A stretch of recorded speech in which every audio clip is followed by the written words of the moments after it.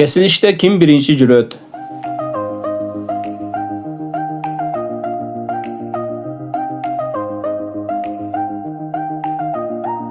Азыр бул сүрөттө 3 уна кесилишке жакындап калганы көргөзүлүп атат. Кызыл түстөгү, көк түстөгү, жашыл түстөгү жеңил уналар.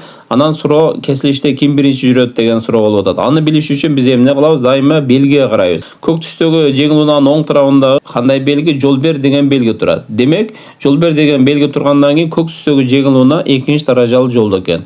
Алдыда кесилиште негизги жол бар экенин билдирип атат.